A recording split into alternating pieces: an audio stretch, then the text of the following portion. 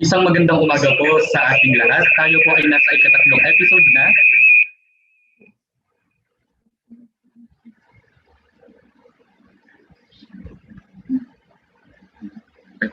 Isang magandang umaga po sa ating lahat. Tayo po ay nasa ikatatlong episode na ng AGP Talk version 3.0 webinar series na may temang Moving Forward in Challenging Times Through Agripreneurship. Ang Web Fresher series po na ito ay isang webinar series na hatid ng College of Agriculture and Food Sciences ng University of the Philippines, Las Bañas. Welcome everybody and thank you for joining us for this morning. Ako po si Rex Joseph DJ Enabore ng Institute of Feed Science, Entomology and Plant Pathology ng CAPS UPLB, ang inyong host para sa programang ito. Para po sa inyong kaalaman, tayo po ay live via Facebook, YouTube, and Zoom. So kung meron po kayong mga comments and feedbacks, please paki-comment lang po sa baba, no? And gusto po namin kayo i-welcome for this morning, no? So guys, paki-comment po kung nasaan po kayo ngayon, kung po nasa bahay, kung nasa work, no, para po mabati po namin kayo mamaya. Okay, ayan po, salamat po sa pagpunta sa pag-attend this morning and hopefully marami po tayong matutunan, no? And pakikuha na po yung pinakamalapit nyong papel, ballpen at lapis para madali tayong makapag-take down notes ng mga important messages ng ating guest speaker for today. Bago po tayo magsimula, kaunti po munang paalala para po sa mga dapat gawin during our webinar. So kapag meron po kayong mga tanong, no, guys, for those na via Zoom nanonood, gamitin lamang po ang Q&A tab sa ilalim po ng ating Zoom, no, para po madali po nating maparating yung ating pong mga questions sa ating guest speaker. And if you are watching via YouTube and Facebook, paki-comment lamang po yung ating mga questions dun sa ang comment section. Meron po kaming nakalaan na faculty and staff para po i-relay yung inyong mga tanong sa amin. Okay? And para naman po sa e-certificate for this morning, guys, required pong sagutan ang ating Google Forms mamaya po pagkatapos ng ating programa. Ang Google Form link po ay nasa baba na po ng ating mga comment sections on Zoom, Facebook, and YouTube. And guys, welcome po sa lahat ng nanonood sa bahay, sa trabaho, yung mga galing po ng iba't ibang parte ng Pilipinas. Okay? Kung ang mga nakaraang paksa ng ating webinar series ay tungkol sa poultry and dairy business, ang paksa naman po natin ngayong umaga is about mushroom production na may pinamagatang Date with a Fungi Mushroom Production. Tamang-tama po ito sa nalalapit na araw ng mga puso, no? Para simulan natin na ma-refresh ang ating mga diwa, no? So kung sa Valentine's Day, ang puso naman po natin ng busog, no? Madadagdagan pa po ito ng bagong knowledge regarding mushroom production. Ayan po. Kaya sana through this webinar series ay ma-inspire kayo to venture in mushroom production, lalo na po ang ating mga kabataan. Malay po natin, ang nanonood, isa sa mga nanonood or dalawa or lahat ng nanonood natin for today ay maging future big entrepreneurs in mushroom production. So, wag po tayong mag-take down notes po tayo, no? Para marami po tayong matutunan. Okay? Now, to formally begin our webinar, kasama po natin ang aming butihing dekano ng Kolehiyo ng Agrikultura at Agham Pampagkain para maghatid ng kanyang bating panimula. Let us welcome Dr. Elpidio M. Agbisit Jr. Sir, good morning. Hey Rex, good morning. Do you hear me? Yes, okay, po. Sound correct? Yes po. Rex? Okay.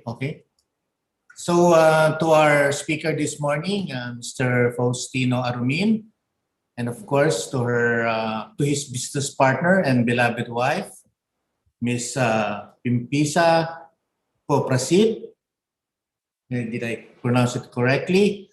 To the men and women of the CAPS Webinar and Extension Committee, to the Institute of Feed Science, Entomology, and Plant Pathology, to all our viewers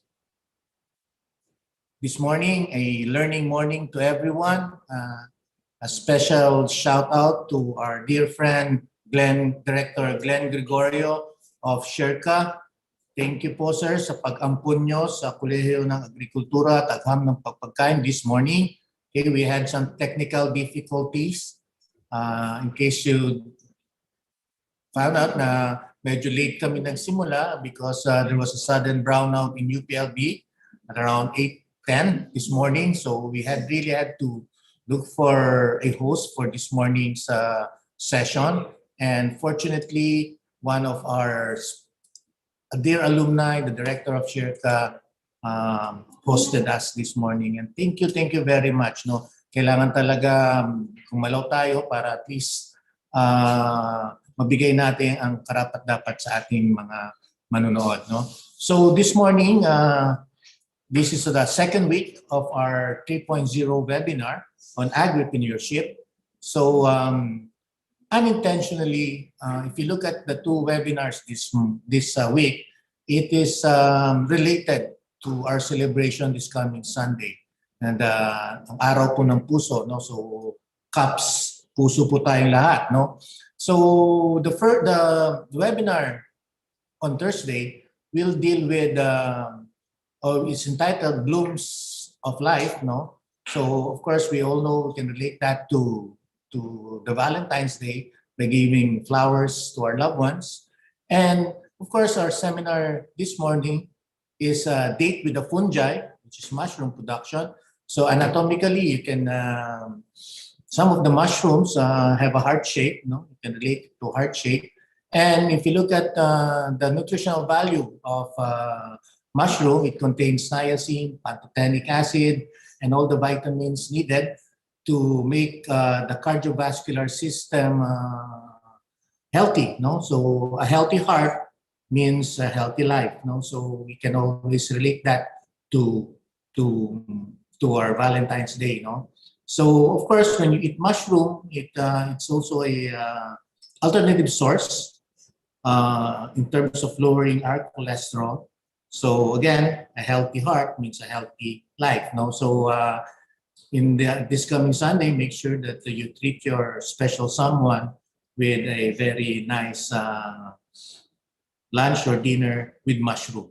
Okay, so of course, thank you, Mantino, for this morning's sharing. No, we all know that nandito pa kayo yesterday to prepare for this webinar. No? So we are really lucky that one of our alumni, with the support of his wife, was here to give us a very nice topic on mushroom. No? So when we were there last time, no, we were acquainted with mushroom production and we saw the business aspect of this. So Sir Mantino will be sharing it from production up to the value chain production. No? So the whole value chain. No? So hindi ko na po papatagalan. I welcome everybody na lagi-lagi pong isipin ang Kolehiyo ng Agrikultura at Agham ng Pagpagkain ay isang adhikain. Yan po ay tulungan ang bawat Pilipino para po mag-succeed. Thank you again. Good morning, Rex. Thank you po, sir. Maraming salamat sa inyong bating po ni Mala. Okay? And guys, welcome po namin ang ating mga attendees, no? From Tayabas, Quezon, from Tayabas City, no? And marami po tayo nanonood from Tayabas City, meron po tayo from Cubao, Quezon City, from Lilio, Laguna, from Bataan, from CLSU, from University of Southern Mindanao, from Agusan del Sur, okay? And good morning po from Ilocos Sur, no? And from Cubao as well. No? Welcome po.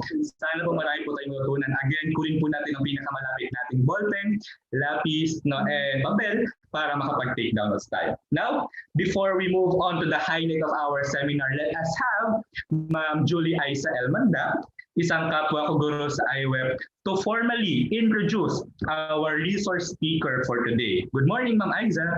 Hello, Sir Rex. Good morning. And sa lahat ng mga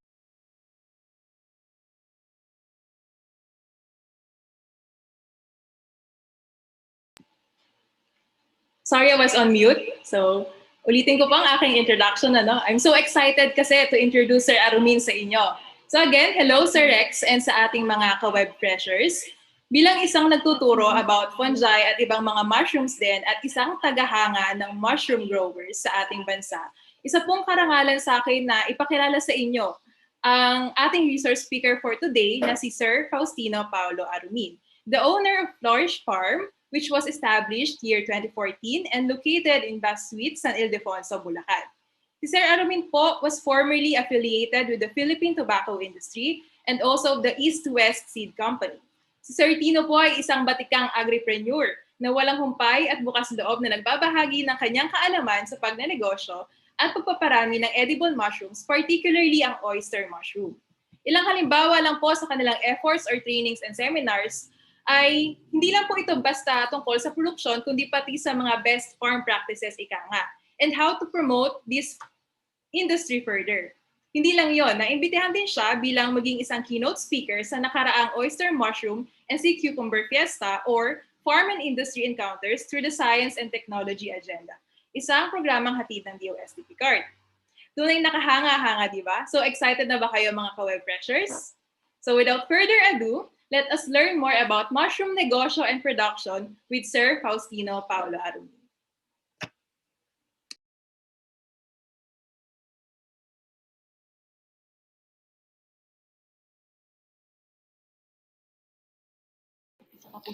Magandang umaga po sa ating lahat. It's my great pleasure and honor to be invited as one of the guest speakers of this webinar series organized by the College of Agriculture and Food Sciences of UPLB. This morning, I am tasked to share with you my knowledge and experiences as mushroom entrepreneur. In August 2018, I decided to become full-time in mushroom business, leaving my lucrative job in the corporate world. A good decision that I did in my life. It feels so good and fulfilling to have a business which you can call your own. Ngayong umaga, medyo maulan dito sa Los Baños. At pag umuulan, maganda ang pagtubo ng mushroom. Sana ngayong umaga, magkaroon tayo ng magandang sharing of experiences saka pagtuturo tungkol sa pag-aalaga ng kabuti.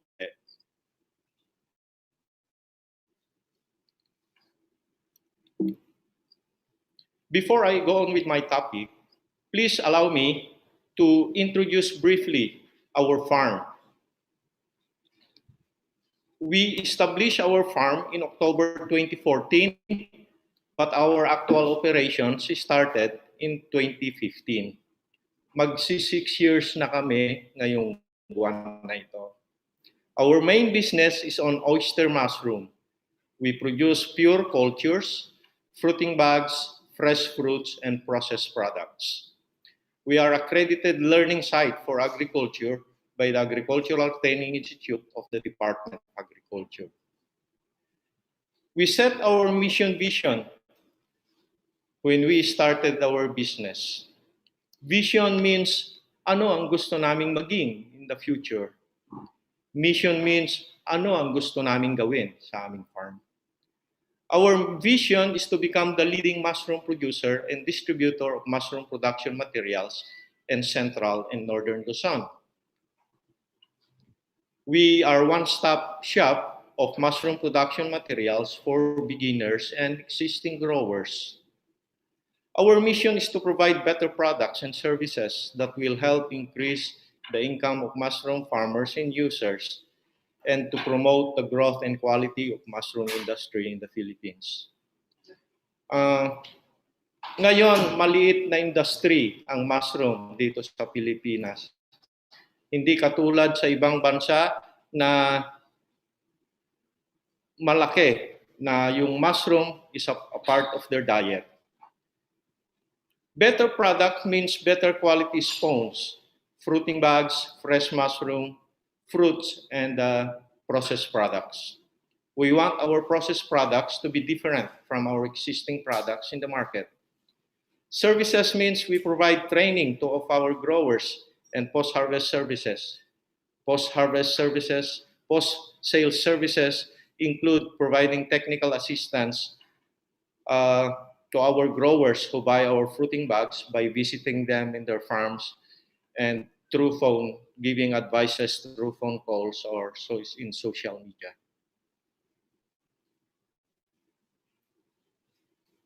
Why mushroom business?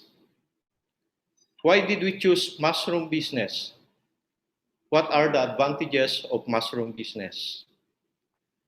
First, it has good returns. Returns are high in both cultivation and processing. Right now, we are selling fresh fruits at 150 to 180 pesos per kilogram. Wholesale. Traders can retail this product at 250 to as high as 500 pesos per kilogram in the market. Mushroom chicharrones, the most popular mushroom processed product now, are sold at 80 to 200 pesos per 100 grams. There is a wide variety of processed products we can make from mushroom.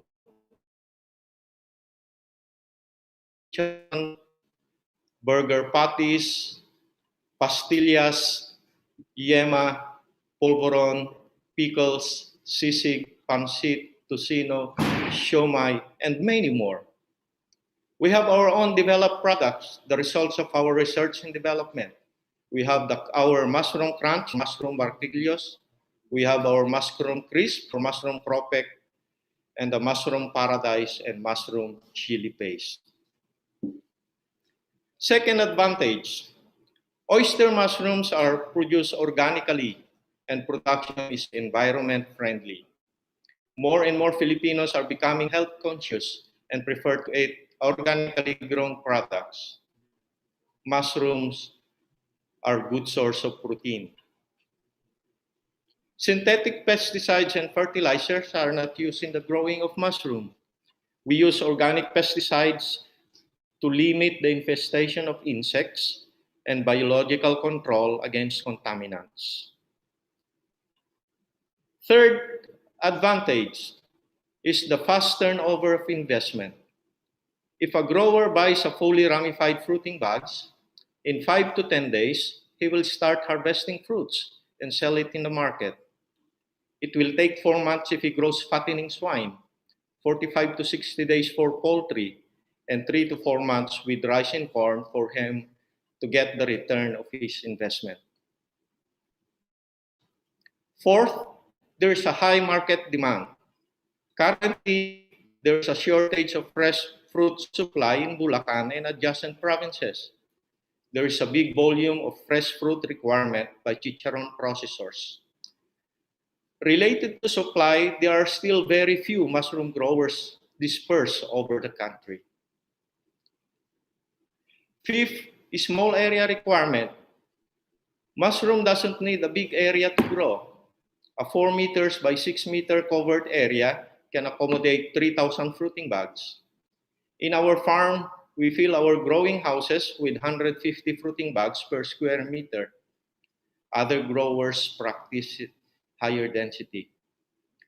Growers can grow mushroom commercially in their garage, in their backyards, or in the sides of their houses. With the incidence of the African swine flu, Bulacan, some piggery owners as well as backyard owners converted their vacant pig pens into mushroom growing houses. Another advantage of mushroom cultivation is covered cultivation.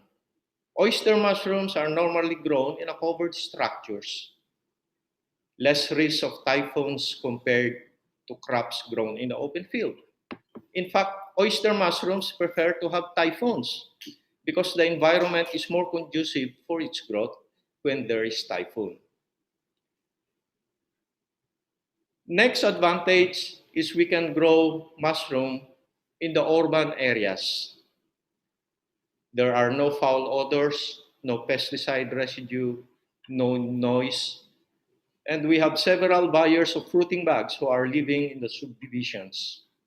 Subukan yung mag-alaga ng mushroom sa subdivision at sigurado ako maraming magrereklamo. There are many types of mushrooms sold in the market. We have the button mushroom, shiitake, and enoki. Enoki is also called as needle mushroom. These are temperate types of mushroom, meaning they grow under cool temperatures.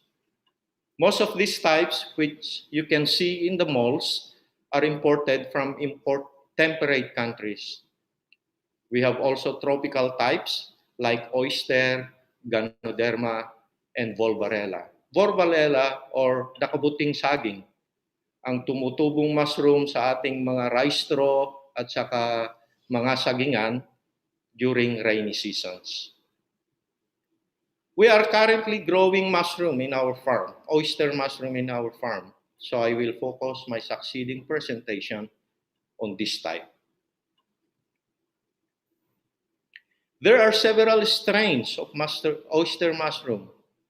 We have the gray, the black, the white, the pink, and the yellow. We were growing all these strains in the past. We dropped black, pink, and yellow in our collection due to small market demand. Akala ng mga tao, ang mga colored mushroom na ito ay mga poisonous. We are now concentrating in the production of white oyster, which is prepared mainly by the processors in Bulacan and also for the consumers in Metro Manila. Preferred ang white mushroom dahil sa kanyang higher dry matter content. So sa mga processor, if you have a high dry matter content, mas mataas ang iyong recovery. And of course, kung mataas ang recovery mo during processing, mas mataas din ang kikitain mo. We grow a small volume of gray mushroom for our home consumption. Oyster mushrooms are one of the easiest types of mushroom to grow. They are well adapted to tropical conditions. So, pwede nating i-grow sa ating mga backyards sa lowland areas ng Pilipinas. Second, they are fast to grow. We can harvest in 3 days after pinhead formation. So, napakabilis. Third, it can be grown in a wide variety of substrates which are available locally. They can grow on rice straw, corn cobs, dried grasses, and many more. The most commonly used substrate is sawdust. There are 5 factors affecting fruit production: temperature, relative humidity or moisture, air or ventilation, light, and food. On the food factor, the ingredients we mix on the substrate should be sufficient enough to sustain the growth of mushroom for at least 3 to 4 months. This is the reason why we add rice bran, molasses, and other additives in our substrates. White oyster grows best in the temperature ranging from 20 to 30 degrees centigrade or 80 to 90% relative humidity. A simple way to test the humidity is good is through feel method. Paano natin malalaman na kailangan ng magdilig doon sa greenhouse? Pumunta tayo sa ating mga fruiting bags, i-touch natin yung mushroom sa likod ng ating palm, at kung malamig, ibig sabihin maganda pa ang moisture. But kung hindi na malamig yung bulaklak o yung fruits, kailangan na natin magdilig. For light requirement, it should be diffuse light, neither too bright nor too dark. The good indicator is if you read the book inside the growing house, the condition is optimum. If you can no longer read the book, then the condition is too dark. On the other hand, fruiting bags should not be exposed to direct sunlight. Most mushrooms came from the forest. We are simulating the condition in the forest in our growing house. Good exchange or ventilation is needed for good fruit development. Mushrooms are aerobic microorganisms. They need oxygen to grow well. Good air exchange is also needed to flush out the high levels of carbon dioxide during the fruiting stage. Unfortunately, the air exchange aspect is often overlooked by many growers. Ang alam nila, mas maganda ang growing house pag madilim at kulog. We can harvest the first fruits in 5 to 10 days after hanging the fruiting bag. We can harvest 6 to 8 times in 3 to 4 months period. The average yield we are getting is 350 to 400 grams per fruiting bag, depending on the season. The success of mushroom production depends on 4 factors. First is the outside environment. It is easier to grow mushroom during the rainy season or cool season than during summer. It is very challenging to grow mushroom during summer due to the high temperatures and low relative humidity. Unfortunately, we cannot modify the outside environment. If it's summer, it's summer. Kahit magdasal tayo araw-araw, hindi uulan. So we have to live with it. Sa mga baguhan, we recommend na mag-umpisa na mag-alaga ng fruiting bags sa panahon ng taglamig at tag-ulan. Pangalawa, or second, is the environment in the growing house. The conditions inside the growing house should provide the 4 basic factors needed to attain good yields. Ito yung na-discuss ko na mamaya. Kanina, ito yung temperature, relative humidity, light, and ventilation. Always remember these factors. Fortunately, we can do something to alter the condition of our growing houses. Pwede nating i-modify yung klima sa loob. For example, if the temperature is high, we can do watering more often. Pwede tayong mag-install ng misters above the fruiting bag. O pwedeng maglagay tayo ng sprinklers on the roof of our growing houses. O pwede nating i-open yung mga nets na nakapalibot sa ating growing houses sa gabi. We can also construct our growing houses under the trees para may shading effect at mas malamig ang condition. A simple way to detect whether the condition inside the growing house is good or not is that if you feel more comfortable inside the growing house than when you are outside, the condition is good. However, if you feel more comfortable outside than inside, then the condition of your growing house is not good. Pagpasok nyo pa lang, feeling nyo ay banas na banas at mahirap nang huminga, hindi po maganda ang condition sa loob ng iyong growing house. Also, the quality of flowers will indicate whether the condition inside your growing house is good or bad. For example, if you have long stem, light is limiting. Pag maraming kulot na bunga, poor ang ventilation. Kung maraming bunga na nagyayelo at natutuyo, ibig sabihin, maraming hangin ang pumapasok o kulang ang moisture. Ang grower ay dapat marunong na mag-adjust sa kanyang cultural practices para maging successful siya na mag-produce ng magandang bunga. Third is the quality of fruiting bag. Ang fruiting bag is considered as seed in mushroom production. If your seed is bad, most likely your yield is also bad, no matter how good the cultural management you apply. For better yields, use high-quality fruiting bags. When I say good quality, it doesn't mean only that they are free from contamination. But they should also contain good substrate mix to support mushroom growth with time and good genetic makeup of the spawn used to produce the desired product we aim based for market preference. Kung pangit ang pinagkuhanan mong tissue, most likely, pangit din ang mga anak.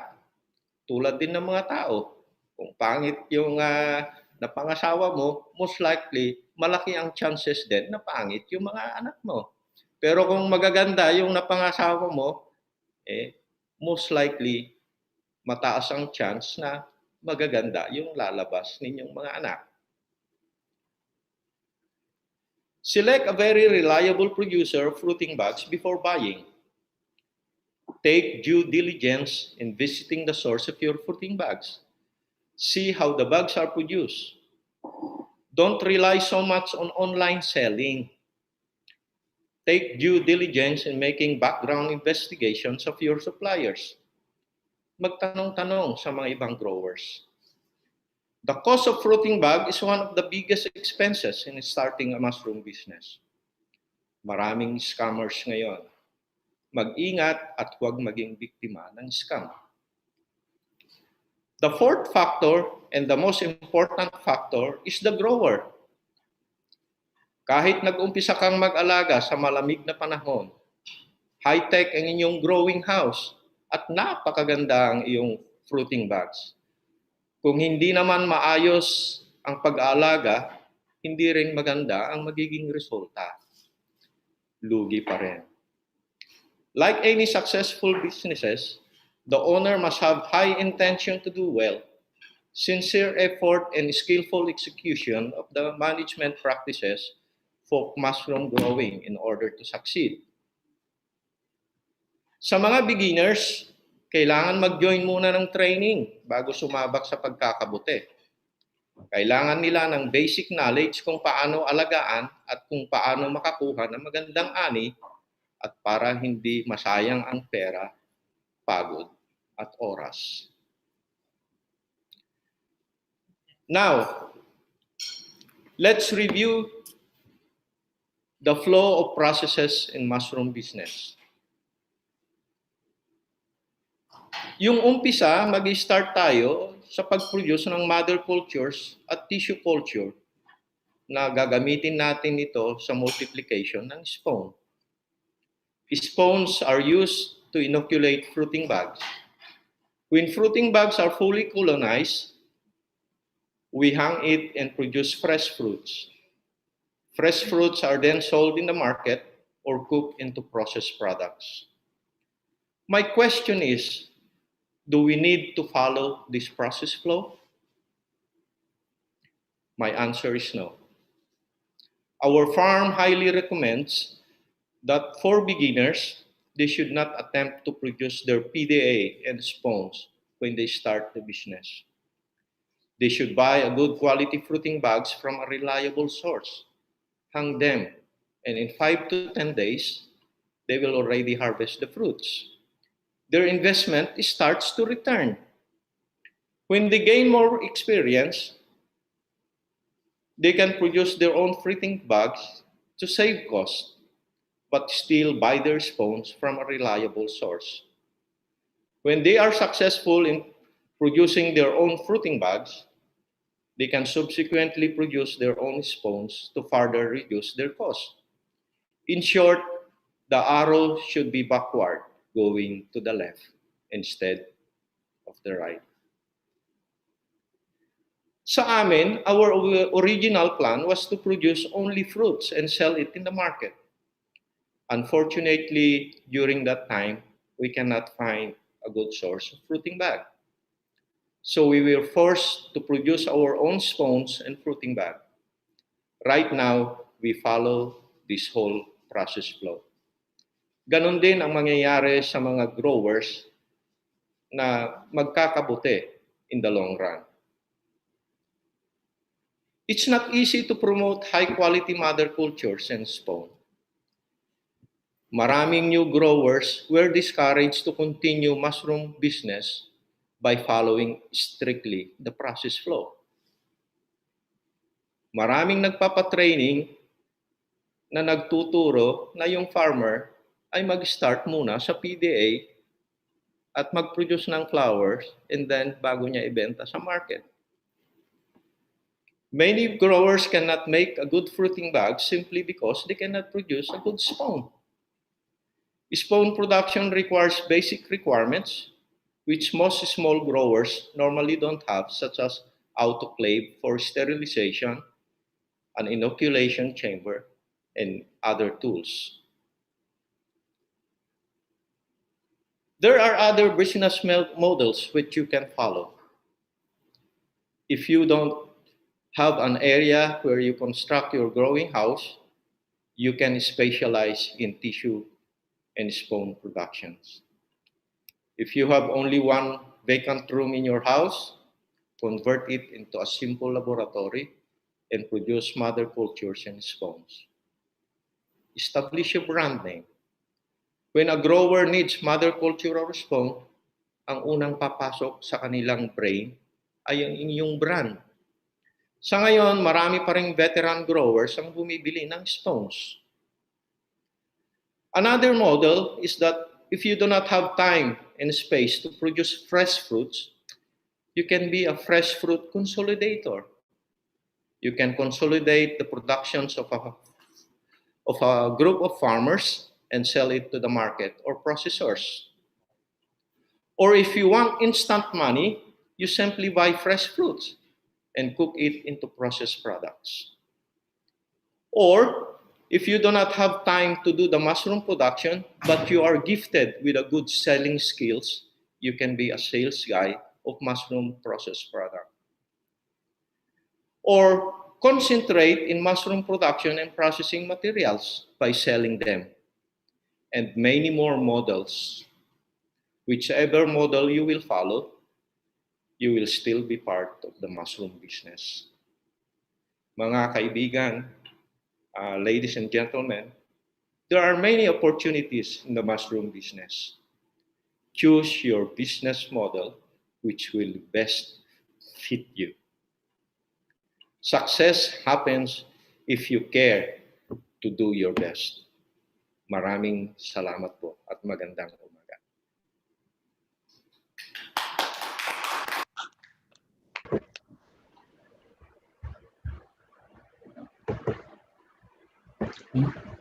Maraming salamat po, Sir Tino, sa napaka-inspiring na talk po ninyo. And marami po kami natutunan sa inyong talk, sir, no?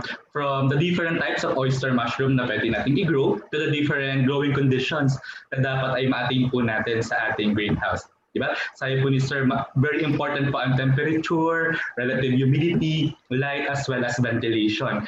And also, nagbigay pa po siya ng tips regarding sa ating mga newbies, no, na gustong pumasok sa pagkakabuti, no? So kung ano daw po yung magandang months, no, na pagsimulaan ng ating business. And also, nagbigay po siya ng business model na kung saan pinakita po ni Sir yung iba't ibang stages na pwede po natin pasukin bilang isang mushroom grower, no? So maraming salamat po, Sir. And bago po natin simulang talakayin ng inyong mga questions, guys, reminder lang po na kailangan nyo pong sagutan ang ating pong Google Forms, no, na para po makakuha po kayo ng e-certificate. Ang link po sa Google Form ay nasa chat box natin sa Zoom, sa YouTube, as well as sa Facebook. Mamaya po sagutan po natin, no, para po maka-receive po tayo na atin pong e-certificate. No? And so mga ka-web freshers, alam naman namin na marami na tayong napulot about mushrooms mula kay Sir Tino, pero dagdagan pa natin yan, no, na iba't ng mga bagong facts about mushroom. No? Alam nyo ba na kung healthy, slim, and fit ang isa sa mga goal mo this 2020, dapat ay kumain po tayo ng oyster mushroom. Bakit po? Ito ay low in calories, high in fiber, proteins, and other antioxidants. Ito rin po ay gluten-free as well as cholesterol-free. And higit sa lahat, masarap din po ito, no? Marami tayong pwedeng paggamitan, hindi lamang sa ating mga ulam, as well as other processed goods. No? And alam niyo rin po ba na meron pong pinagdiriwang na National Mushroom Month in the US? Ito ay ang ginaganap tuwing buwan ng September. Here in the Philippines, wala pa tayong National Mushroom Month, but hopefully, through this talk, marami po sana tayong na-inspire na future big people in the field of mushroom production. No? Okay, and with that, no, pumunta na po tayo sa pagsagot ng inyong mga questions. We have Sir Bethany M. Macasero to relay your questions, and also Ma'am Claire Hazel Tabernilla, and also Sir Roden Carlo M. Lizardo, who will relay your questions to our guest speaker. Okay, Sir Bethany, take it away. Yes, thank you, Sir Rex.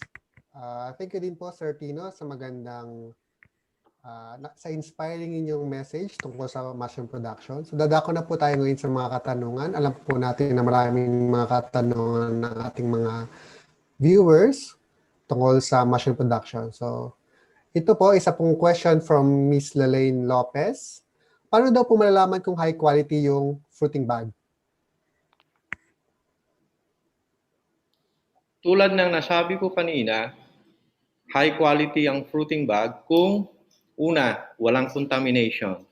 Makikita natin kung wala tayong makikita na green fungi or any contaminants doon sa fruiting bag. That's an indicator na medyo maganda yung fruiting bag natin. Pangalawa, dapat maganda yung substrate mix natin. Kasi gagamitin natin yung fruiting bags in 3 to 4 months in growing mushroom. Kung kakaunti yung pagkain ng mushroom, kakaunti rin yung may bubunga niya. And then lastly, dapat maganda rin yung spawn na ginamit natin. Dapat manggaling ito sa magandang quality ng fresh flower. Sabi ko kanina, kung pangit yung pinanggalingan, most likely pangit din yung magiging anak. Kaya we should start doon sa maganda. Remember, ang spawn at ang fruiting bag ay i-consider natin na seed ng mushroom production. Yan. Thank you po, Sir Tino. May question din daw, may following questions pa po tungkol sa fruiting bags. Ang fruiting bags daw po ba ay pwede siyang gamitin, ulit-ulitin ng paggamit? Then, pag tapos na po siyang gamitin, paano daw po ba i-dispose yung fruiting bags? Sa unang tanong, pwede pong gamitin yung fruiting bag. Spent fruiting bag ang tawag doon. Yung after 3 to 4 months, tatanggalin na natin siya sa pagkahang at i-dispose na natin siya. Gigilingin uli natin yon, kukuha tayo ng mga 10% at imimix natin sa mga bagong sawdust. At kung wala naman tayong balak gumawa ng fruiting bag na, pwede nating i-decompose ito at gawing abono sa ating mga halaman. Organic fertilizer. Ayan, Sir Tino. May question din po tungkol sa production mismo. Ano daw po yung minimum na fruiting bag na ma-recommend nyo for good return or return of investment? Sa akin, sa mga baguhan, they should start at least 1,000 fruiting bags. Huwag mag-start ng masyadong napakarami. Have a feel how to grow mushroom first bago magparami. No? Kasi pag masyado namang kakaunti yung alagaan mo, baka hindi mo mararamdaman yung kikitain mo. Your effort in taking care of a 1,000 fruiting bag ay ganun din kung mag-alaga ka sana ng 3,000 fruiting bags. Pero dahil baguhan ka, magkaroon ka muna sana ng experience bago ka sumabak sa malaking volume ng production. Anyway, it's only 3 to 4 months. You can gain so many experience within that period. Then may question din po dito tungkol sa pag-prevent na contamination. Paano daw po ba natin ma-eliminate yung contamination by other fungi during spawn ng Volvaliera production? I-minimize natin yung contamination. Una, siyempre, yung gumagawa ng spawn should be skillful enough. May knowledge siya how to do it. Kasi kung hindi siya marunong, mataas nga ang contamination. Second, dapat maganda rin yung pagka-sterilize ng mga substrate mo sa paggawa ng spawn. Maganda rin siguro mag-start siya ng yung tamang age ng mushroom na pagkuhanan ng tissue. At saka yung incubation na place na kung saan ilalagay yung mga spawn sa pagpaparami, dapat maganda ang kondisyon. Yan, thank you, sir. Then, yun daw pong sa fermentation period. Gano'n daw po ba kahaba yung pinakamagandang fermentation period ng substrate? Kung tama na raw po ba yung 7 days? Sa aming farm, ang fermentation period namin ay 3 days. Hinahalo namin yung mga ingredients within 3 days and then ibabag na namin. Yung mga nire-recommend ng iba, 21 days. Sa aking palagay, it's very long. Marami nang mawawala na nutrients doon sa substrate pag matagal yung fermentation period. At saka you cannot produce in a big scale. Kailangan mo ng napakalaking area if you do fruiting bag sa araw-araw kung 21 days yung fermentation period mo. Dahil babaliktarin mo yung sawdust mo every day or every 3 days. So napakaluwang ang area requirement mo kung mahaba yung fermentation process mo. So far, maganda naman yung resulta na nakukuha namin within 3 days. Then meron po ditong question na isa pa, kasi may nabanggit daw po kayo tungkol sa paggamit ng molasses. Kailangan po ba talagang lagyan ng molasses yung fruiting bags? Sa aking palagay, yes. Kasi kung ang substrate mo ay sawdust, ang carbon doon ay marirelease slowly. No? Kailangan kasi ma-degrade yung mga bonding ng mga complex substances doon para ma-release yung carbon. Ang molasses is a simple sugar. Mas madali siyang ma-disintegrate o ma-decompose. No? O ma-break yung bonding. So, yung molasses ay parang early source ng carbon. At yung carbon doon sa sawdust will be yung slow release ng carbon na gagamitin ng mushroom later on. It's molasses or sugar pwedeng gamitin kasi madaling magamit yung carbon doon sa mga substances na yan. Then ito naman po isa, may question po tungkol dun sa shelf life. Gaano daw po katagal yung shelf life ng oyster mushroom after harvesting? Kung walang refrigeration or chilling, siguro mga 2 to 3 days. Kung i-chill ninyo, mga 5 days. Kung i-vacuum pack, saka nyo i-chill, aabot siguro yung sa 7 days na maganda pa rin ang quality. Remember, walang skin ang mushroom, kaya mabilis mawalan siya ng tubig. No? At kung mawalan ng tubig ang mushroom, hindi na maganda yung physical quality niya kung ibebenta natin sa market.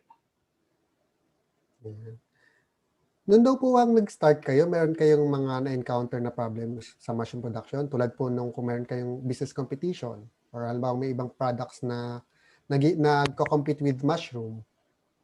Nung kami nag-start, ang daming challenges. Una, nahirapan kaming maghanap ng market. Nasubukan kong pumunta sa market. No? Madaling araw, nagbebenta doon sa bangketa. No? Just to sell fresh flowers, no? Fresh fruits. Kamuntik na kaming bumigay dahil walang market noon. Pero noong nagkaroon ng processing ng mushroom into chicharon, biglang lumago ang requirement ng fresh. Hanggang ngayon, napakagandang business din yung paggawa ng chicharon. Ang daming requirement ng fresh mushroom ngayon na hindi namin pwedeng ma-supply sa mga processors. At kahit ano namang business, maraming problema. Pero the good thing is, kung kaya mong isolve yung problema, you are equipped with the technical knowledge how to solve your problems, you can overcome those problems easily. Yan. Then, may nabanggit po dito tungkol sa mga regions. Saan daw pong regions na kayo nakaabot ng pagbibenta ng inyong mushroom? Sa ngayon, sa Bulacan lang kami. I mean, kulang pa yung production namin para sa Bulacan, sa Metro Manila. Ang una naming sinuplayan ay isang processor na nag-e-export ng chicharon doon sa Middle East. Malaki yung requirement nila. Kasi sa Middle East, bawal ang karne ng baboy doon at siguro ginagawang pang-replace ng karne itong mushroom because of its protein content. Thank you po. Then from Brian Luis Pereras po, nagtatanong po kasi siya kung meron daw po kayong mga kilalang stable producers ng mushroom sa Visayas and Mindanao. Marami po, pero hindi ko ma-remember yung mga names. I suggest to him na mag-membro siya sa Mushroom Growers Philippines or Mushroom Growers in the Philippines doon sa Facebook. Yeah. From Mr. Edgar J. Villamor Jr. po, meron siyang tanong naman yung sa visual na babantayan. So, ano daw po yung visual na babantayan ninyo sa ano po yung visual na binabantayan niyo sa mushroom production para malaman niyo agad na maganda yung lumalabas na grain spawn? Please come again. Ano daw po yung visual na batayan ninyo para bilis niyong malaman na maganda yung grain spawn na na-produce? Grain spawn na na-produce. Opo. So you mean sa spawn production? Yes, sir. Siyempre, kung walang contamination at kung very aggressive yung spawn mo, no? I mean, yung PDA na tinanim mo doon sa grain, within siguro 5 days, makikita mo na malaki yung growth ng tissue doon sa grain. Okay. May nagtanong din po dito tungkol sa organic pesticide. Kung gumagamit na po ba na kayo ng organic pesticide? Tsaka ano po yung ginagamit yung organic pesticide? Yes, gumagamit kami ng organic pesticide not to control insects but to prevent insects in coming into our growing houses. Ang ginagamit namin ay mga herbs. Ganito ang simpleng, I will share yung ginagawa namin. Una, kumuha kayo ng 2 handful ng herbs. Pwede yung mga basil, oregano, yung mga herbs natin na may amoy. Pwede rin yung dahon ng atis, pwede rin yung dahon ng guyabano. Didikdikin yon, haluan ng 1 cup of vinegar, suka, at saka 1 cup ng gin, yung Ginebra or any gin. Hahaluin natin yon and then i-ferment natin 24 hours or overnight. At yung makukuha natin na liquid yon in the morning, kukuha tayo ng 1 tablespoon, imimix natin per liter ng water. So yun yung i-spray natin. Ayaw ng mga insekto yung amoy. They will be driven away yung amoy ng ini-spray natin. Yun yung organic pesticides na ginagawa namin. Siguro pwede rin yung mga garlic pero napakamahal naman. So i-consider nyo rin yung cost ng mga herbs na gagamitin natin. Sa parte naman ng sa pag-control ng other fungi, nag-spray kami ng tinatawag naming BT. No? Ito ay biological control. Pinaparami natin yung mga fungi para labanan yung mga contaminants natin sa mga fruiting bags. Yeah, thank you po. Meron din po ditong question on galing naman po sa Facebook. Magkano po kaya inaabot ang isang fruiting bag? Sa aming farm, binebenta namin 25 pesos per fruiting bag. Sa mga ibang fruiting bag producers, nagbebenta sila hanggang 35 pesos per fruiting bag. Kung ayaw daw po bang gumamit ng fruiting bag, pwede po bang gumamit ng sako or ng ibang lalagyan? Para sa oyster mushroom? Yes po. Paano nila i-sterilize yun? Paano nila ihahang? Paano nila ilalagay doon sa shelf? Ayan, Ang pinaka-convenient is to put it in a plastic bag. And that's the traditional way yung ginagamit pa noon sa pag-produce ng fruiting bag. Okay, so kailangan po siyang i-sterilize. So, kaya mas suggested ang fruiting bags. Actually, sa mga fruiting bags, ang tamang term doon ay pasteurization. Okay. Kasi pag sinabi nating sterilization, it should be 121 degrees centigrade. No? Maaabot mo lang yan na temperature kung pressurize yung paglulutuan mo. Like yung pressure cooker or yung autoclave na malakihan. Doon sa mga ginagamit ng mga mushroom growers, pasteurization, meaning 80 to 100 degrees centigrade. Nandun pa rin yung mga ibang microorganism, inactive lang sila.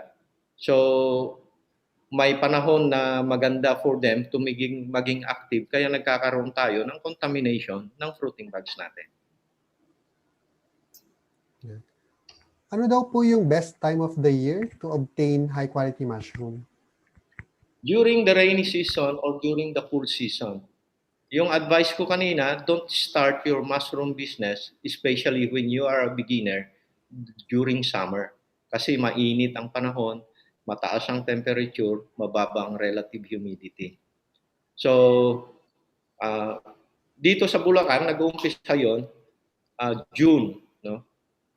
June onwards, hanggang February siguro.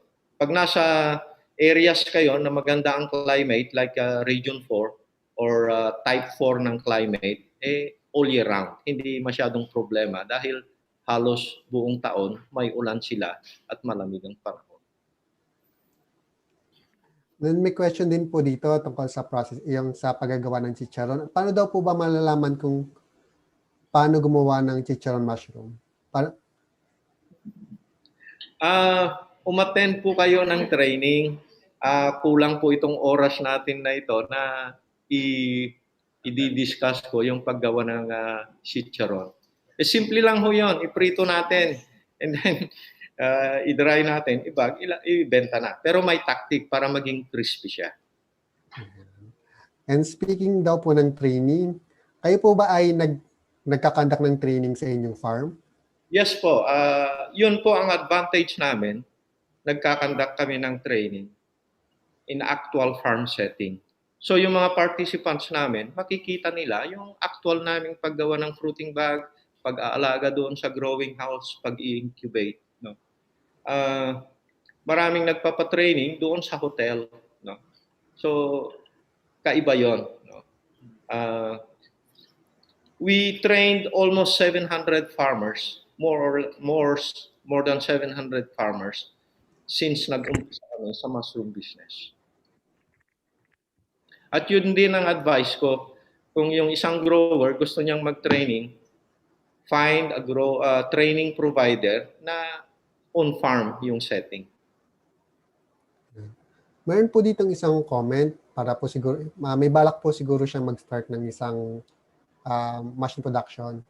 Ang comment po niya, sana daw po ay merong grower association ng mushroom para makontrol yung farm gate price ng mushroom, para daw maprotektahan yung new and small growers. Siguro po kasi merong mga growers na mababa na nga ang price ng binibenta ng mushroom, hindi siya makakompete. Meron daw po kayang grower association na nagko-control ng prices ng mushroom? Sa ngayon, walang price control ng mushroom. Yung prices naman sa market is dictated by supply and demand. Kung maraming supply, normally, yung price talagang bababa. Anong magagawa natin? Mas gustuhin ba natin masira yung mushroom natin doon sa ating farm o ibenta na lang sa mababang presyo? At least ma-recover natin some of our cost. At dapat, before tayo na mag-start ng business, study natin, pag-aralan natin ang ating market para hindi naman tayo,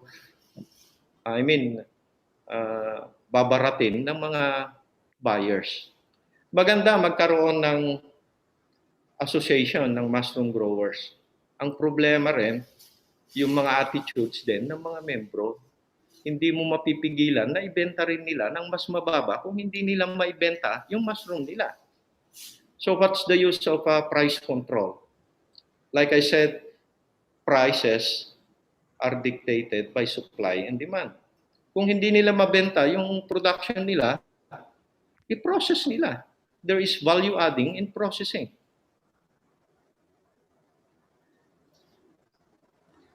Then may question po dito from Miss Elisa Salvador and Mr. Jose Pieda Jr.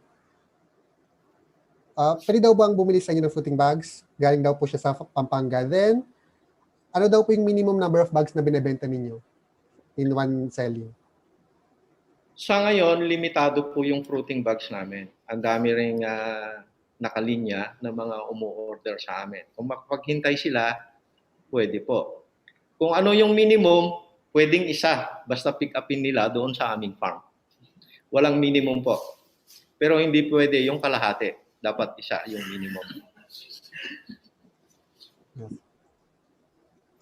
Siguro last two question na po, sir. Meron po dito isang tanong. Ngayon pong pandemic, ano daw po yung naging effect ng pandemic dun sa inyong mushroom production? Malaki ang negative effect ng pandemic dito sa mushroom production. Yung production per se, wala. Pero yung marketing aspect, malaki. Dahil sa pandemic, hindi kami makalabas para magbenta. No? Yung mga processors, hindi rin sila makalabas para pick upin yung mushroom. At ngayong pandemic, maraming tao ang walang trabaho. Wala silang pera na pambili ng mga processed products o yung mushroom mismo na kakainin nila. So, medyo apektado rin kami. Pero like I said, itong mga challenges na ito ay ma-overcome natin kung may will tayo na labanan ito. Huwag tayong bumigay. Ganyan ang negosyo. May ups and downs. And then for the last question po, sir, ano daw po yung may papayo nyo sa tulad na namin na nais magsimula ng isang mushroom production? Una, yung payo ko kanina, kung talagang may balak kayong mag-mushroom production, pag-aralan ninyo muna yung market ninyo. Saan nyo ibebenta yung market ninyo? Yung produce ninyo. Pangalawa, huwag muna kayong gumawa ng sarili nyong fruiting bag. Kung may source ng good quality fruiting bag doon sa area ninyo, doon muna kayo bumili. Siguraduhin nyo lang na reliable siya, na maganda yung pagkagawa ng fruiting bags. Third, don't invest too much doon sa growing houses. Kahit simple lang na structure, if you can provide the basic factors in growing mushroom, yung temperature, relative humidity, light, at saka ventilation, that will be enough. Kasi medyo malaki yung investment natin kung magpapatayo pa kayo ng growing house, especially kung gusto nyong high-tech.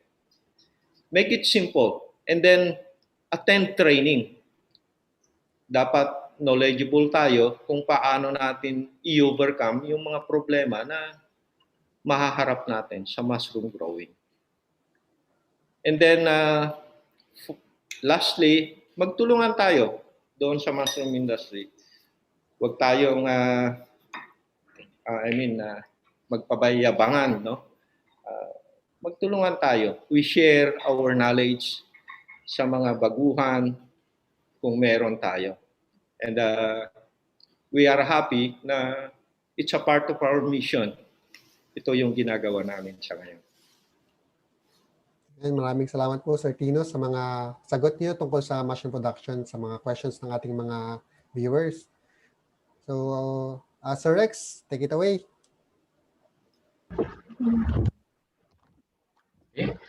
Maraming salamat po Sir Tino and Sir Beth. Ngayon po, marami po tayong natutunan na new learnings from Sir Tino, no? And nakakatawa yung sinabi ni Sir na when it comes to business, no, may ups and downs po yan. So mahalaga po na maging matibay tayo, maging matatag, because through this pandemic, now we will get through this through agripreneurship. And guys, kung meron pa po kayong karagdagang mga tanong, please paki-comment lang po. We will try to answer your questions after this webinar. No? And nagbigay po ng Facebook page, yung company po nila Sir Tino. You can also contact them through the Facebook page. No? And ngayon naman po, to show our appreciation to Sir Tino for sharing with us his expertise and experience, may I encourage you to leave a short message or note para pasalamatan po sa Sir Tino.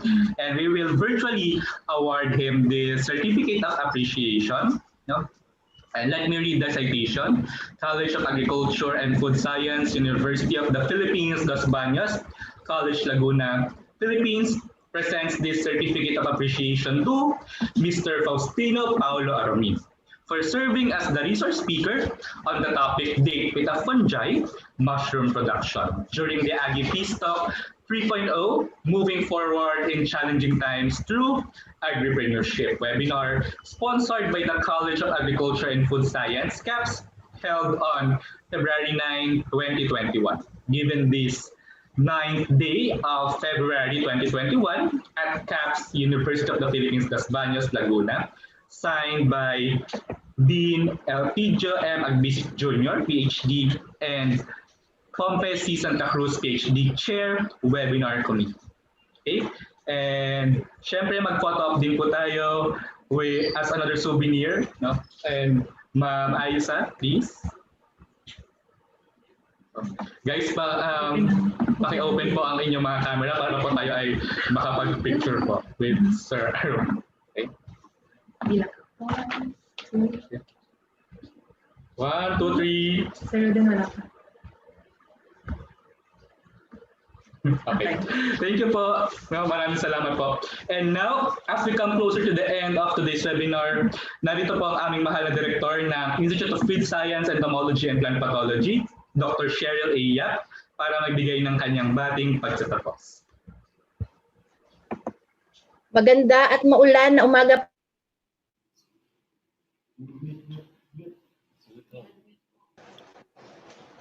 Naririnig ba ako? Hello? Yes, Ma'am Che. Okay, ulitin ko po. Maganda at maulan na umaga po sa inyong lahat. On behalf of the College of Agriculture and Food Science, ako ay nagpapasalamat sa inyong pagdalo sa ating webinar ngayong umaga. Ito ay ang ikatlong episode ng Aggie Peace Talk, Moving Forward in Challenging Times Through Agripreneurship. Napakinggan po natin lahat ng ating batikang agripreneur speaker na si Mr. Faustino Paulo B. Aromin sa kanyang pagtatalakay tungkol sa business na pagpapatubo ng kabute. Nalaman natin ngayon na kahit ang mushroom business ay sa bansa natin ay maliit lamang, ang pagninegosyo ng kabute ay nagbibigay ng good returns or mabilis ang pagbalik ng investment ng ating negosyo. Isang environment-friendly na negosyo, mataas ang protina o masustansya ang kabute, maraming produkto ang pwedeng gawin na pandagdag kita, maliit lang ang area ang kailangan natin, at pwedeng gawin sa isang bahayanan. At sa ngayon, mataas ang demand ng isang mushroom production. Maraming uri ng kabute tayong nakita na pwedeng kainin. Ang pinakamadaling patubuin, lalo na sa klima ng ating bansa ay ang oyster mushroom. Ang kaalaman at experience na ibinahagi ni Mr. Aromin para sa good practices sa mushroom production, tamang temperatura, tamang humidity, magandang source ng fruiting bugs, magandang substrate, quality spawn, at maayos na pag-aalaga ng may-ari ng kanyang kabutihan ay dapat natin isaalang-alang. Huwag din natin kalimutan na sumali sa mga trainings, workshops o webinar na kagaya nito para mapalawak ang ating kaalaman sa negosyong balak nating pasukan. Take note na sinabi ng ating speaker na kung pangit ang simula, ang magiging anak. So have a feel of how to grow mushroom first. Get experience first before sumabak sa isang big-scale production. Nabanggit din po ng ating speaker na kahit anong business model ang ating susundin, kung tayo ay pumasok sa mushroom production, bahagi tayo ng mushroom industry, kaya magtulungan tayo dito. At panghuli, huwag nating kalimutan ang sinabi niya, success happens when you care to do your best. Kaya nagpapasalamat din ako sa CAFS, lalo sa aming Dean, Dr. Elpidio M. Agbisit Jr., kay Dr. Barbara L. Kawili, CAFS Associate Dean for Research and Extension, sa CAPS Extension Committee, sa mga bumubuo ng ating webinar committee na pinangungunahan ni Dr. Pompey Santa Cruz, lalo na sa IWEB Committee na binubuo ni na Sir Rex Joseph Elabore, Ma'am Julie Aiza Mandap, Claire Hazer Tabernilla, Ruden Carlo Lizardo, at John Bethany Macasero sa matagumpay na webinar ngayong umaga. Maraming salamat sa inyong lahat. Sa lahat ng manunood at tagapakinig, maraming salamat at naway may natutunan kayo ngayong umaga. Ang College of Agriculture and Food Science ay kasama po ninyo para sa ikakaunlad ng bawat buhay ng bawat Pilipino. Kaya sa muli, inaanyayahan ko po kayo na manood at pakinggan ang susunod na webinar ngayong Huwebes. Ito ay pinamagatang Blooms in Life ni Mr. Philemon Fanner of Green Thumb Garden. Ibabahagi ni Mr. Fanner ang kanyang experience sa paghahalaman. Sa muli, magandang umaga at mamalagi po tayong malusog at ligtas.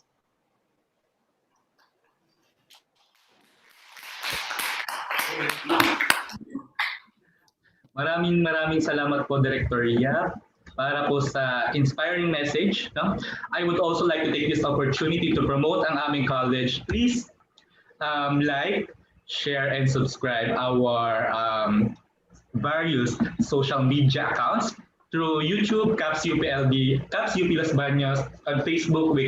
You can find us through College of Agriculture and Food Science, and also our institute, the Institute of Feed Science, Entomology, and Plant Pathology. No? Okay. And muli, isang malaking pasasalamat po sa inyo, mga ka-web freshers, sa patuloy na pagtangkilik sa aming programa. No? Kaya naman, muli iniimbitahan po namin kayo sa isang webinar, sa susunod na webinar po natin sa Thursday po ata ito, no? February 11, na pinamagatang Blooms is My Life with Mr. Philemon Fanner. No? And on behalf of CAPS UPLB and IWEB, bumabati po kami na isang magandang umaga. Maraming salamat po sa pag-attend ng aming webinar. No? Manatili po tayong malusog at masaya kahit sa gitna ng pandemya at continue moving forward through agripreneurship dahil sa agrikultura, may pera at pag-asa.